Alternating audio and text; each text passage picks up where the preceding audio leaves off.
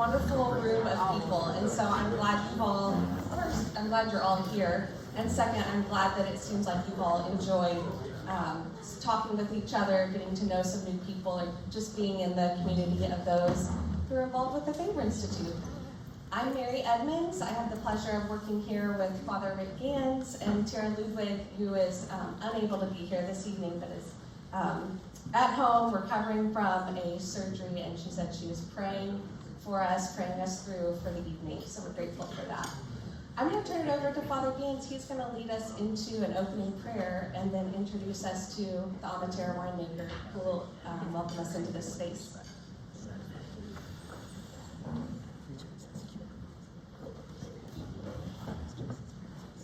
So would everybody please kneel?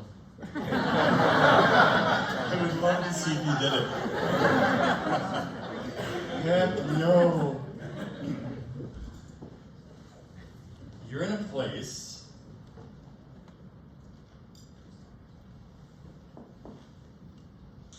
called Amatera. And the ama is from a Latin root in the imperative form that means love.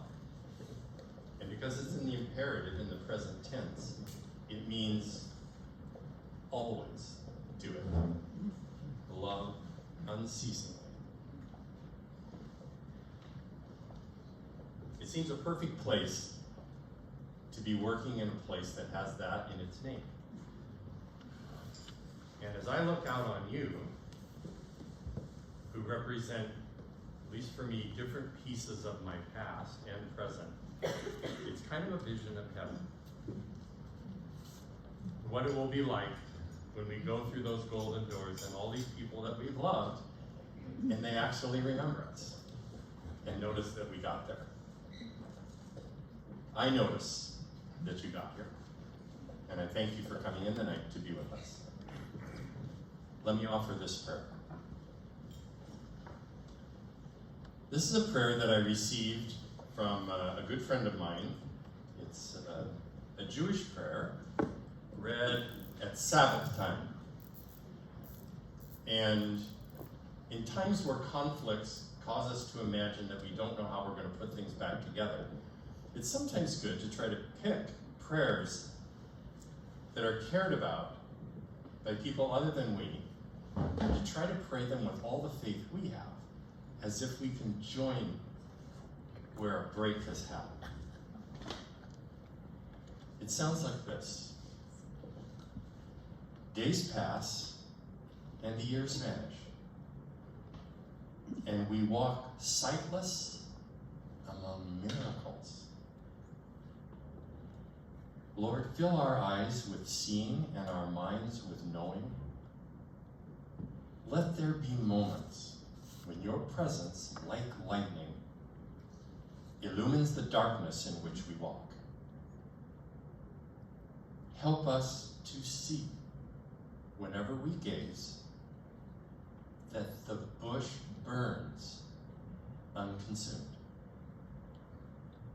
And we, clay touched by God, will reach out for holiness and exclaim in wonder, how filled with awe is this place, and we did not know it.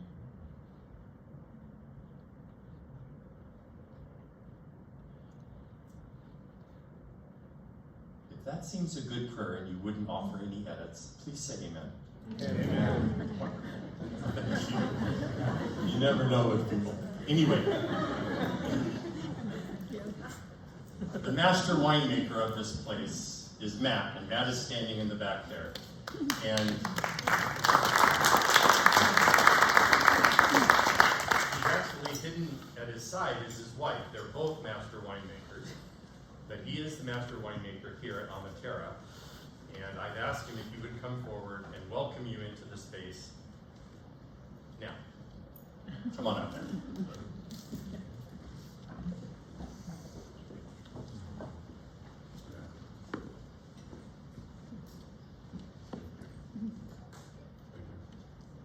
Okay. Is it working or not? It says number 2. Oh, there. Can you hear me? Yeah.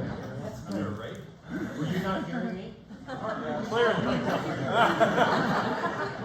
You were asleep. If you ask my kids, I don't need this, but I'll use it anyways. Thank you very much for the intro. Yeah, my name is Matt Volstek. I'm winemaker here at Amatera and general manager, and definitely want to welcome you to Amatera first of all. If you've been here before, welcome back. If you haven't been here before, please come back and visit us again. You're in one of our event rooms, but we also have a restaurant on the other side of this wall. During the day, it's more wine tasting. During the evening, it converts to full dinner. So please come back and visit us again, okay, and have another Amatera experience. I wanted to say that Werner Nissler and Colleen Nissler, the founders of Amatera, I think Werner has spoken in years past. He would have loved to have been here to welcome you himself. They are out of town, so I have the honor to be here with you. So, but do know that he's thinking about you here this evening. Yes, sir. I wanted to just talk a little bit about Amatera and how it came to be, and what our goals were in terms of not just from a business, but what kind of space that we wanted to create. And so I'll just start with, and I'm going to do this a little bit through my lens as I went through the process, and I'll try to frame it in a way that also gives credit to Werner and others. But so I've been involved with Amatera since 2013, and this was literally a hillside that had never been developed, and it was blackberries about 30 feet high with a trail that went down the middle. And it had been partially logged. There was an area where livestock had grazed. There was old barbed wire in the trees, which I found out as my jeans tore as we were hiking through. And so literally there was nothing here. And the idea at that point in time was, hey, could we plant vineyards here, right? Because there was going to be more awesome things happening on the hill. And the question was, could we plant vineyards? Was this going to be a good vineyard site? And so that's how I was introduced and met Werner. And then within a week, I was up here with him, carrying a shovel, digging soil samples, and looking around at the hillsides. And we determined that while the hill is steep, it might be tricky to farm, that we could farm it, and that it has wonderful wind-blown sedimentary soils, good sun exposure, and so we were off to the races to start figuring out how we were going to grow grapes here. That's how it started. And then over the course of time, we planted the first vineyard that you drove by. It may have been dark when you got here, but there was a vineyard when you drove in. Off to your right, off Miller Road. We planted that in 2014. And then we planted more in 2016, and then more later over the years. And then as we were going through this process of planting vineyards and looking at what was going to be the end idea for grapes and wine up here, it was a lot of back and forth in terms of what if scenarios, right? Well, one of the things that kept resonating with us was the what if was what kind of an experience could we offer people, right? Because as we talked about having a winery, we talked about having a tasting room, it became, well, what kind of a wine tasting experience would that be, right? And we've all gone to the tasting rooms where you walk up and it's a bar and you taste with the person, and that's an okay experience, right? But as we talked more and more, the best wine experiences are those with food, right? And they're sitting down and they're with people that you either know really well or you're getting to know. You're sharing memories and you're sharing experiences, and that wine becomes part of it, right? That wine and that great food becomes part of it. This was really appealing to me as a winemaker because I had been making wine with my wife, and thank you for mentioning Nancy, and she is often next to me, sometimes hiding behind me. She says I'm really good at blocking, anyways, she's not as tall as I am, so anyways, if you know Nancy, you think that's funny maybe, but, so we had started 51 Weeks Winemaking, which is one of the brands that's here at Amatera, and when I came on full time, that became part of Amatera. But when we started 51 Weeks, we'd already been making wine for a long time. I think I was 15 years into winemaking when we started that. And it was so much fun because we were making a product that we really cared about. It was very hands-on. We put a lot of love into the wines, and we were self-distributing, and we were working really hard to get that wine out in front of people. And one of the things that was hard was there was no feedback loop, right? We would get wine into a restaurant, or Wine Club would buy wine. but we never got to see people drinking it and enjoying it. And then there's a disconnect with that, right? And so one of the things that was super exciting for me about Amatera was that we were going to have a winery, and there's a full winery downstairs if you didn't know that. And I'll talk a little bit about what Amatera is from a winemaking standpoint. But what was really exciting for me and for Werner and others was that we could make wine here, and we could provide a place where people could enjoy that wine in a great environment with their friends and great food. And so that really was the goal. And by doing that, the benefit of that is that you create a place where friends come and community happens, right? And so that's really the driving force behind Amatera. And we have a restaurant where that happens, but we also have event rooms where that happens. So tonight, this is an exactly perfect example of what we were hoping to do. We were hoping to bring great organizations here, provide food and wine, and for you all to get together and have whatever that function is for you, right? And so along the way, we've had some people become part of Amatera, whether officially or not officially. So, Father Rick has been part of Amatera, and he's definitely a regular and comes in quite a bit. and we love having him. Everyone knows Father Rick, and when he's coming in, people get happy about that. And we know that he's having great moments here, certainly as a guest, consuming wine and food and having great meetings in there. But he's also around during non-eating and drinking times. So there's been some fun things that we've done. We've tried to do it every year. It hasn't quite worked out every year, but we've done a blessing of the first fruit every harvest. And the first year, we weren't even done with construction. So it was crazy. We were all wearing hard hats and safety vests while we're making wine. But Father came up and we blessed the first. It's actually Syrah grapes from Walla Walla, and he gave a blessing for that. It was a pretty awesome moment. We turned around and got right to work trying to make wine, but we all felt a little special because of that.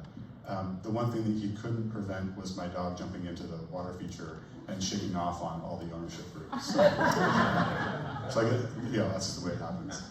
And then this last year, we had a new harvest team, and he came and gave a blessing, and then asked us to share what we were hoping to get out of the vintage. Because it's about more than just making wine, right? It's about making memories. It's about trying to somehow encapsulate a year or a vintage. Hello? Yeah. It says it's still working. We had another one. Okay.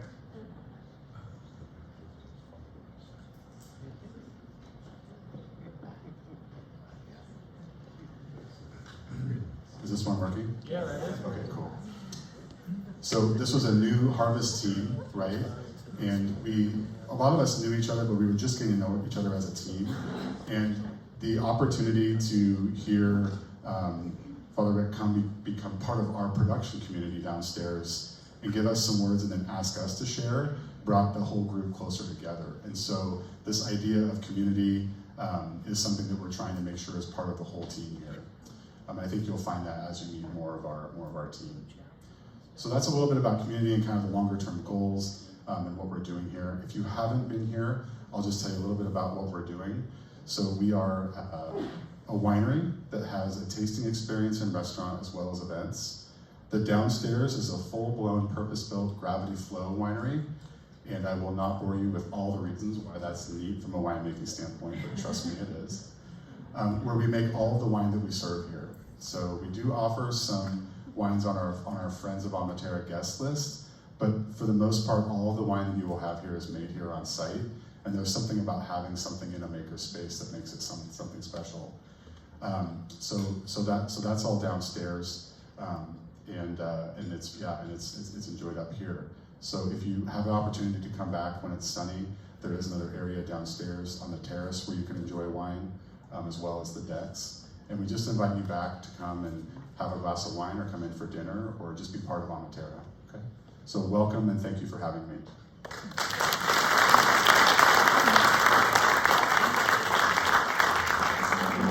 you, Matt. Thanks for taking time out of your weekend to be here and greet our group.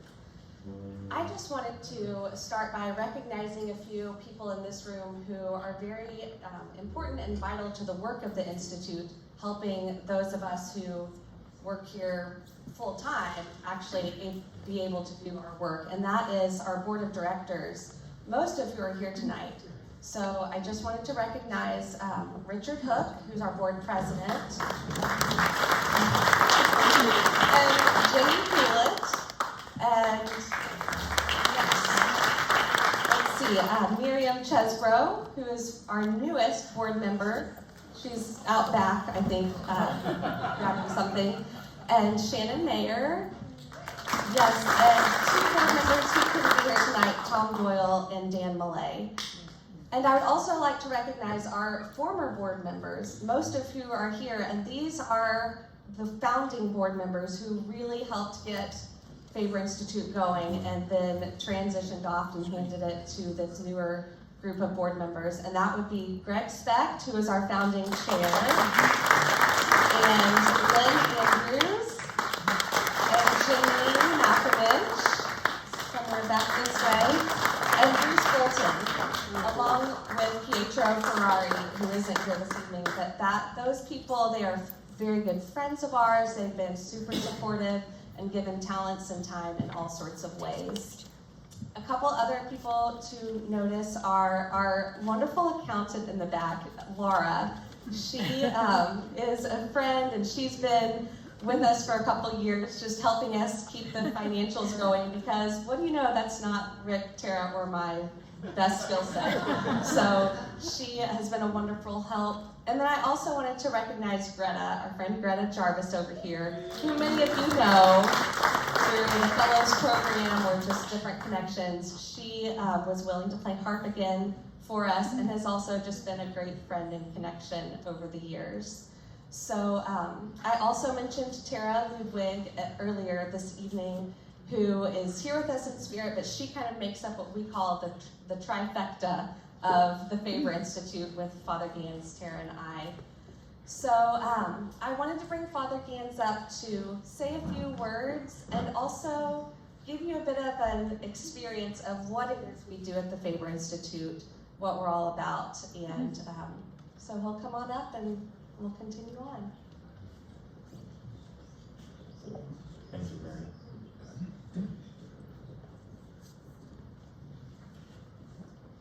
So I'm feeling a little shy. In my whole life, I have not had a tie on since I was 19. So I had to sit in front of the computer today and try to figure out how to do it. I hope you like it. Anyway. And then my good friend Greg Specht noticed that I'm thicker than I used to be, and only good friends can say that. So I just remember long ago when I studied philosophy, one of the early philosophers wondered if you were a bigger person, did you have a bigger soul? So I'm going to go with that. So there we go.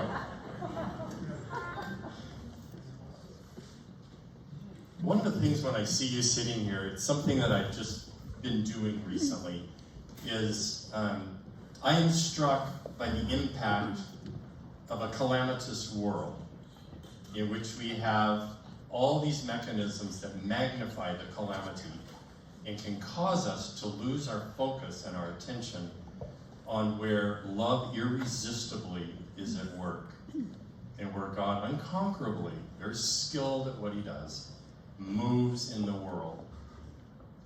But the noise of the calamity can draw our attention. So one of the ways I do this is when I'm in a room like this, and I've already done it tonight, is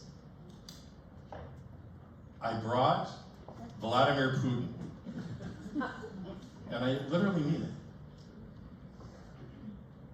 He would be helped by a room like this. Whenever I see him, he's all alone in this huge room, all alone. And so I brought him here. And whoever the leaders of Hamas, I brought them here too. So whatever causes a heart to break, and it can't get repaired is something we should be concerned about and try to fill in whatever way we can to put love there, even if we've never met.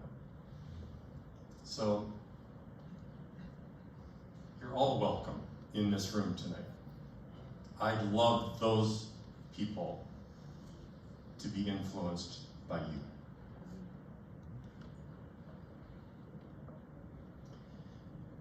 Sometimes it's when we lose everything that we start to get clear about what really matters to us. And as I have looked at the calamities that we all notice, I have wondered about God at work, causing us to need to pay attention to what is precious to us and to assess whether it is really worth our heart to give everything we can to nurture it and make it grow. Jesus knew when he was finishing his life that there were some things he wished to say to his disciples, and he had the blessing of knowing it was about done for him. At the center of John's gospel, he spoke what I believe is his central insight to us. Or at least that's how John, the evangelist, understood it. And he did it under this image. In John chapter 15, I am the true vine, and my Father is the vine grower. He takes away every branch in me that does not bear fruit, and every one that does, he prunes, so that it bears more fruit. You are already pruned because of the word that I spoke to you. Remain in me, as I remain in you.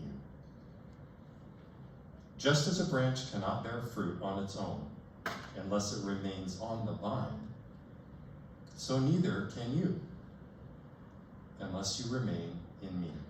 I am the vine, you are the branches.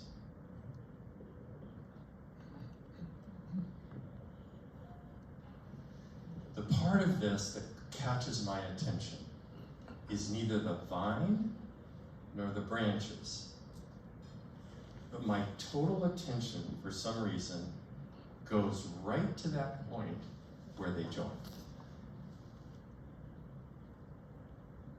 Because evil is a toxin that works in the world, and it goes after relationship and severs it. It will do anything to break the link. And so I think of the Faber Institute as a work of meaning. Did I lose? Whoa! So mournful. I can hear you fine. Can you? Okay, there we go.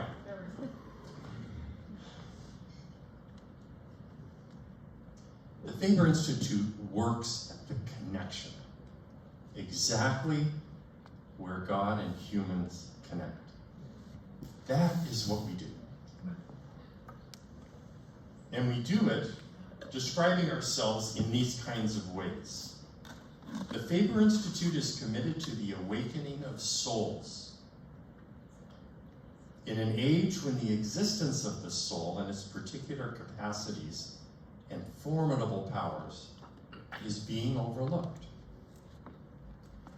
We do this by teaching. That is our greatest capacity, is just teaching. We are not confined by a particular classroom or an institution. We try to work in the spaces between classrooms and between institutions, because we feel that's where the disconnections are most evident. So we stay nimble and go where people are. We do this by awakening people as God has shown us how. We train people how to intensify and to sustain their inner alertness, the virtues, and how to fight for the highest good of persons.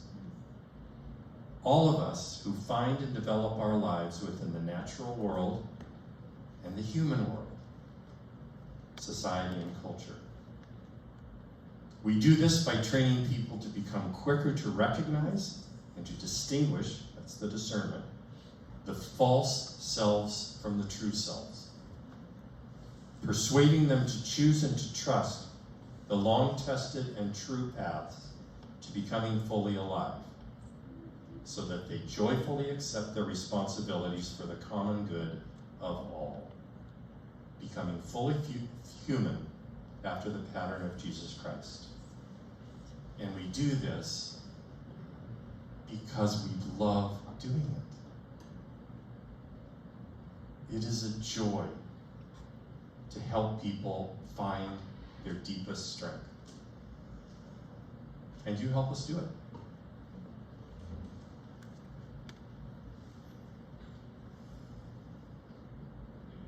The central habits of the Institute are the night school, in which we call on the ancient ones.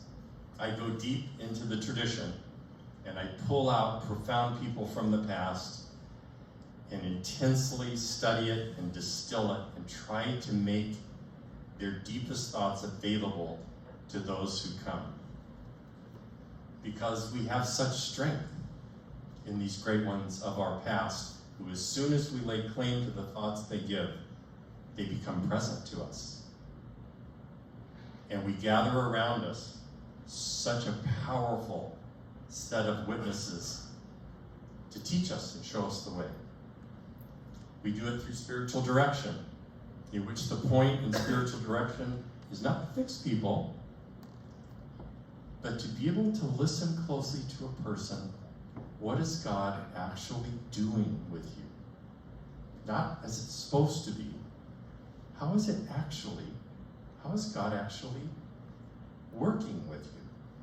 And what is the language that you use to describe what you experience? There's such a need for education at that level. And how do I know it?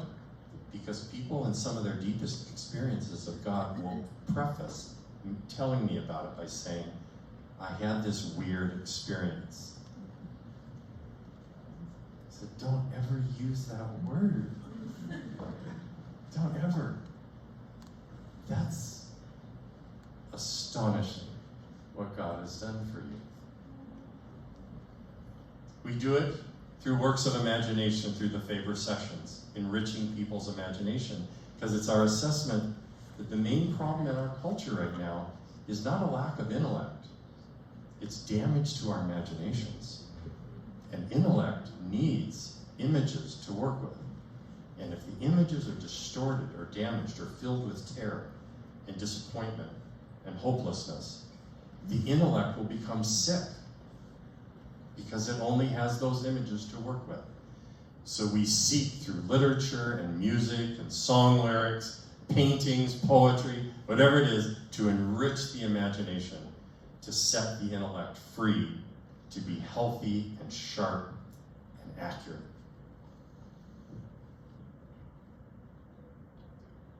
I'd like to maybe just finish these remarks with a simple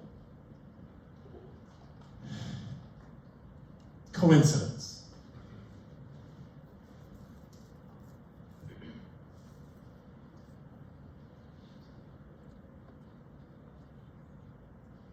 Today is the anniversary of the day in 1863 when Abraham Lincoln gave the Gettysburg Address. Following a man, one of the greatest orators of the age, who spoke for 2 hours at the establishment of the cemetery, and he walked up and spoke 272 words in 2 minutes. I like to imagine that when the Faber Institute in its works is truest, that it will always have resonances inside the depth of other great works of beauty. And I want to conclude an acknowledgement, both because of the gift of depth that he was to our country, but also as a prayer for our country. And that anything that we do here is somehow part of the healing of us. I won't read the whole thing, but just a few lines. See if you notice how much we need these words. Now we are engaged in a great civil war, testing whether that nation or any nation so conceived and so dedicated can long endure.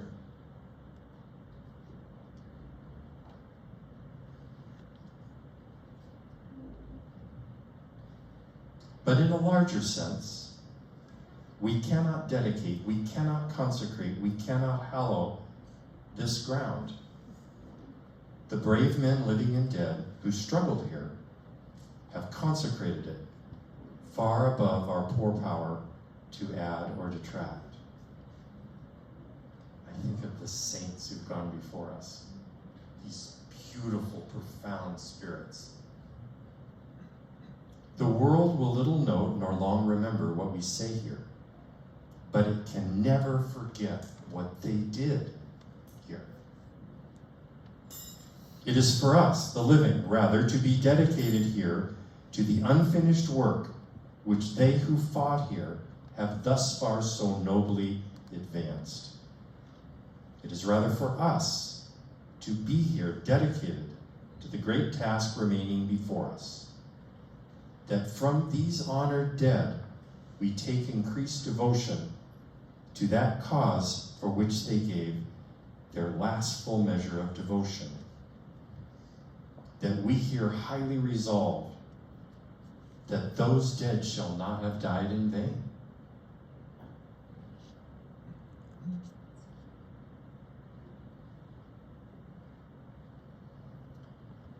With your help, I and Mary and Tara dedicate ourselves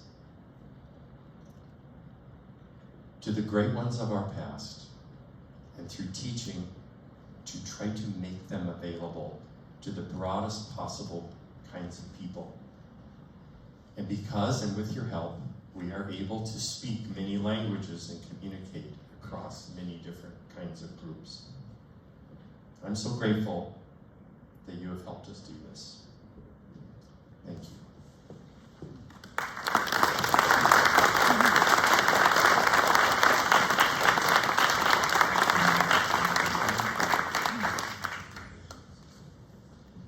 So that was like the peas and mashed potatoes, and now we're going to come to the dessert with, I'd like to invite Shannon Mayer to come forward. Dr. Shannon Mayer, brilliant physicist with a special interest in optics. I love that. It's about seeing. She's a dear friend, she and her husband, from long ago, and I'm just so grateful that she could be here just to say a few words before she invites Mary to come on up.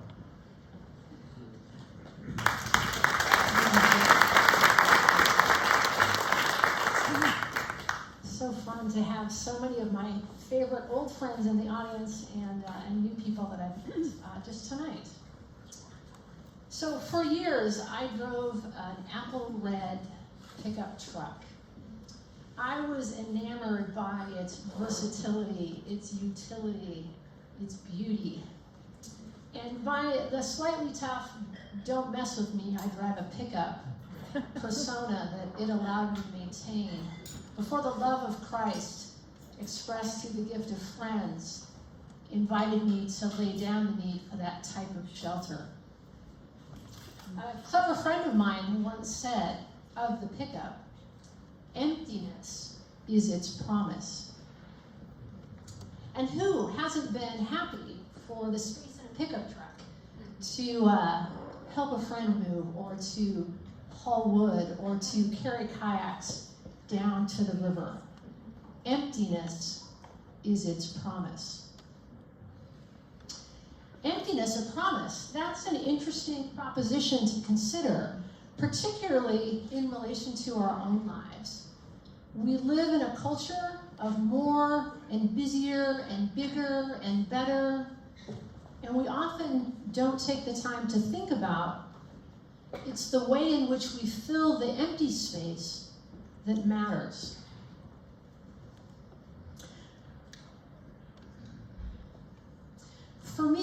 think about the work of the Faber Institute, it provides a unique opportunity to be intentional about the things that matter. To fill the empty space, if you will, with things that hold the power to deepen our lives and enrich our friendships, to mature our faith, and to compel us to greater fruitfulness in the areas that we've each been called to steward well. Whether it's learning about faith and spiritual depth from wise historical voices at the night school, or awakening our spiritual imagination through a magical journey to Narnia in the Faber sessions, or reading just the right words at just the right time in the newsletter from Rick or Tara, or encountering Christ in a fresh way in the day-to-day of our regular lives through the type of attentiveness one can develop through spiritual direction.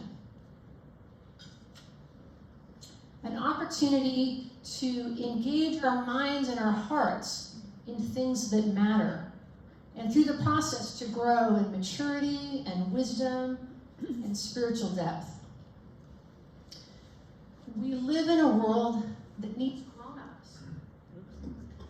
The Faber Institute helps to make grown-ups.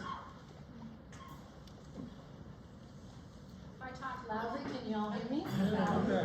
Very good. Well, in preparation for tonight, I looked back through some correspondence that I had with Father Rick over the years. And I found an email that I had written to him in June of 2020. It was the first anniversary of an accident that he had had, and really a crossing point in his life. And I wanted to capture on the anniversary a bit of a glimpse of the impact that his life had had on myself and our family and our greater community.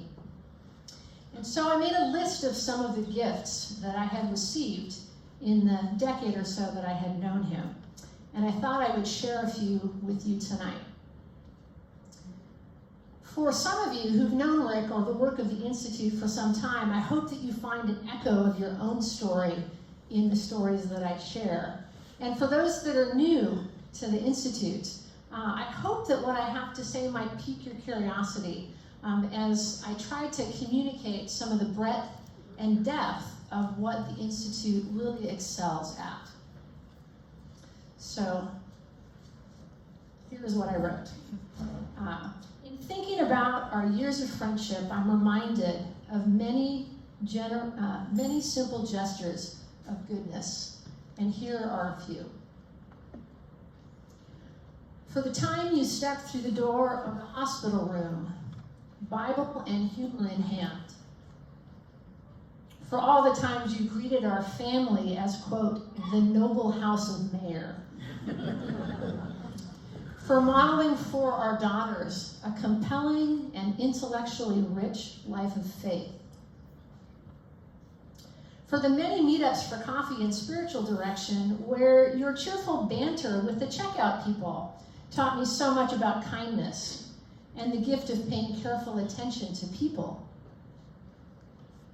For all the ways I've learned to be a better teacher by watching you skillfully at work and at the night school and on retreat. My students are the happy benefactors of this gift. For your steady friendship as I have walked through the death of friends, the challenges of raising children, and many trips to the emergency room with loved ones. For helping me learn to not be afraid of death. For the fun phrase, faith, the highly developed capacity for adventure.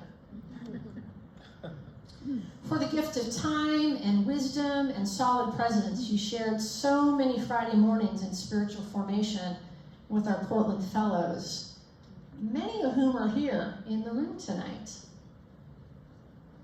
For the retreat held at our house, the first pilgrim retreat of the Faber Institute, where one of the retreats, a young man, returned from a walk about our lovely neighborhood with a tiny bouquet of lavender that I kept for a long time on my kitchen counter. A reminder of the simple, beautiful day of seeking Christ together. For the night you came to our home and served communion to our struggling family from the little table that sits near the front door. I've always looked at that table differently since that day. Furniture turned altar, perhaps reflective of what God does with our lives when ordinary is made sacred by the way in which he sees us. For your love of words and the poetry of Mary Oliver, for your steadfast belief in the goodness of God, for the way your friendships give me and all of us the courage to live bolder lives, for awakening our spiritual imagination through our collective journeys to Narnia and the Shire and fairy tales. All great stories point to the true story. All good work is sacred and a gift well given.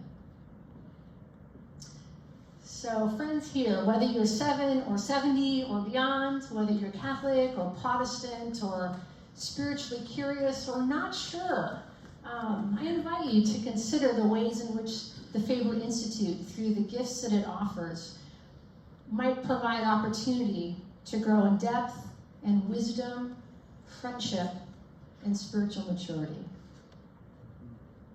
And now I will turn it over to Mary.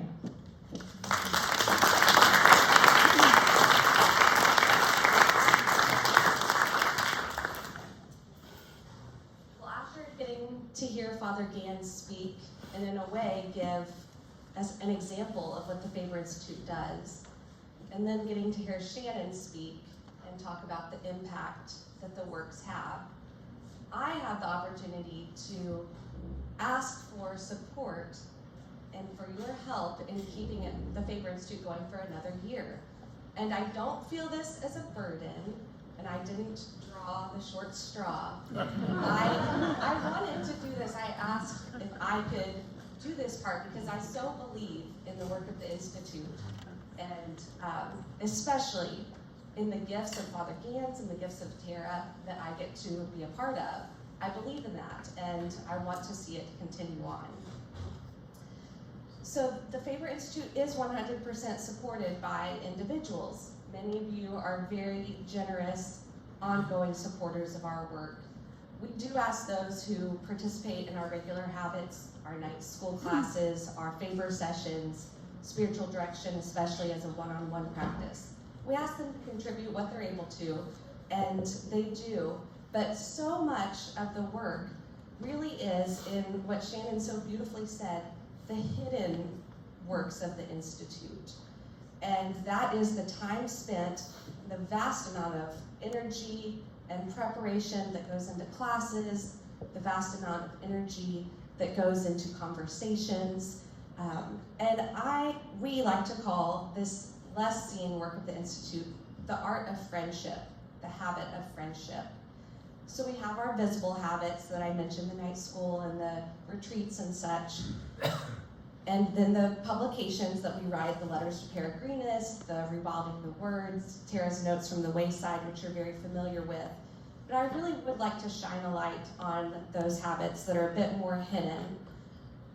So if you go to our website, you'll see in big bold letters the phrase that says, the work of souls, the art of friendship, and cultivating depth of life. And the Faber Institute really is about an ability to go deeper, into deeper places of greater depth than is typical in our culture. And it's often, this is one of the things, not the most important thing, that makes the Faber Institute really unique and critical, I think, in this time. If you've been to a night school, if you've been to the night school this past week, you know what I'm talking about, going deeper in depth. And a lot of those conversations, those topics, it sparks something in people.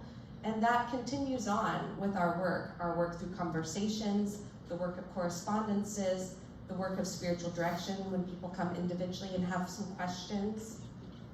So if I had a question about an infectious disease in my body, I would go to Dr. Prendergast, and he would talk to me in his medical terms. And if I had a question about finances or the stock market, I would go to Janine because she's so experienced in that. If I had questions of how to run a farm or how to have cattle, I would go to Josh and Lexi because they are experienced in that. But where does a person go when they have these deeper questions like, what is the soul? And does the soul have a gender? Which is an interesting question that came up this week that I love. Beautiful question. Or where would someone go if they say, how do I know if this person's the right partner for me? And how would we combine our lives? How would we have a family when we have different backgrounds and different religious experiences? Or where would someone go to ask, how do I walk through the death of my mom and make it meaningful?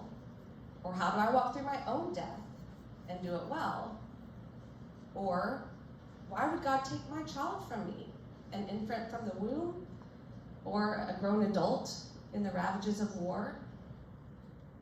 Or maybe people are questioning, I remember a conversation I had with Father Gans back in my 20s, 10 years ago. What do I do with my spiritual journey that everything I've been told up until now, I don't know if I believe that it's true. Or I don't know what my journey looks like, and I'm discerning what's next. Where do you go with those questions? Well, people come to the Faber Institute for that. And Father Gans and Tara meet people there and do not shy away from it, but go deeper with them on those questions. Something I think people find especially fascinating about the Institute is that we're an ecumenical organization. That aspect, meaning that we're not Christian, we're not Catholic, we're not Protestant, we're not a certain denomination, but we are for all Christian people, or people who aren't really sure what they believe, or they're not quite sure what their journey is, or they have questions. We really fill in those gaps. And that is a huge space that is needed, especially in this day and age. So all of that to say, I believe, and I really get to see up close and personal, that there's a great need for the work of the Faber Institute. I have a privilege of seeing that through the visible habits of the Institute, and also through the more invisible, more personal pieces of our work. So our ask for you tonight is that you would help support financially another year of the work of the Institute. Your donations help fund tangible costs like us having an office space to rent, or being able to use a beautiful venue and provide food and drinks for a night school or a retreat. It helps us support the technology we need to have a website that people can come to and listen to our resources. But most importantly, it really does support the truly gifted individuals, I'm mainly talking about Father Gans and Tara here, who fully give themselves to this work. All gifts are helpful. Donations range from $100 a month or $100 for the year up to our larger gifts of $30,000 to $35,000 a year. They're all needed. And if you are a regular supporter, which many of you are, we would ask, would you consider increasing your gift this year? If you give $1,000 a year, typically would you give $1,500? Or if you're in the $5,000 level, would you be willing to bump it up to more of our major donor level that I've mentioned? There are many ways to support us. There are the pledge cards on the table there, and there's a QR code on your program that you can donate online. But there's creative ways you can support us as well through corporate donations, corporate matches, if your company does that, through IRA gifts, and we are now able to accept stock donations. That's something people have asked about over the years, and we're now set up to be able to receive stock donations as well. So we would ask that tonight, and through the end of the year especially, which is a really important time for our fundraising, that you would take that card with you, consider your gift, or you can drop the card in the basket in the back, where we'll collect gifts at the end of the night, give online, give through the many creative ways that I've mentioned, and we really do appreciate your support. Thank you for being with us from the beginning, back when we had the fireside at the Bolton's house for the very first time in 2015. And thank you for being here tonight to continue supporting us. We really appreciate it, and I see that the work, I get to see personally, the work is really making a difference, and it's important. One other thing, I think I might have forgotten Pat Golding is one of our founding board members earlier. And Pat over here is one of our greatest friends and a founding board member. And she just rotated off this past year, and so I wanted to make sure I recognized her as well. And now I'm going to bring up, so thank you for your support. I'm going to bring up our board president, Richard Hook, now to close us out in prayer, and also to help us enter into this Thanksgiving week, which it is hard to believe is here. Thank you, Mary. Is that, as long as it works, I'll use it. If it quits working, I'm just going to put it down. So, those of you, well, first I want to start by adding my thanks for all of you, for all the work that you have done in support of the Faber Institute on behalf of the board. We know who you are and what you do, and we so appreciate it. We appreciate your presence here. We appreciate you joining with us at the various functions. And it's just great to see so many friends. This community is really an incredible community for which I'm very thankful. I think we're all very thankful. So thank you, Rick. I also want to thank Matt and the staff here at Alma Terra for a great evening. And of course, Rick and Mary and Tara for organizing things and for all that they do. But my job is to sort of pray us out, and I'll get to that in just a minute. I promise. Those of you who know me well might know that I kind of geek out on the Psalms, and I spend a lot of time in them. And there's a word, when you read the Psalms, it's always translated in English or whatever language you're reading, except one word, and that word is Selah. And it's kind of a mysterious word because there's not really a context for the Hebrew in the way it's used in the Psalms anywhere else in the Bible or anywhere else in written Hebrew. So there's a word like it that means wall or cliff. And then there's this sort of traditional idea that it's a pause where you kind of think, but it is like a place where you stop. So when you're reading a psalm and you encounter it, you stop, you pay attention, you reflect for a minute, you kind of hit pause. Oh, what was that? One of the things you see is it's sometimes used as a transition from a psalm that begins with just a cry for mercy. You know, Lord, why? When will you return your favor to us? When have you forgotten us forever? Why? You know, I'm being consumed by lions. Save me.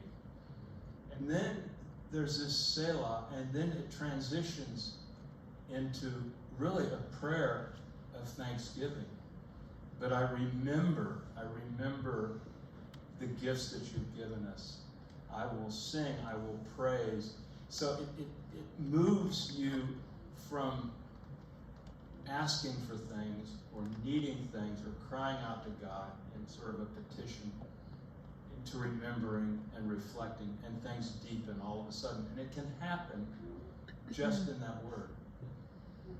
And so that word I just want to expand on, taking a little pause in this current season.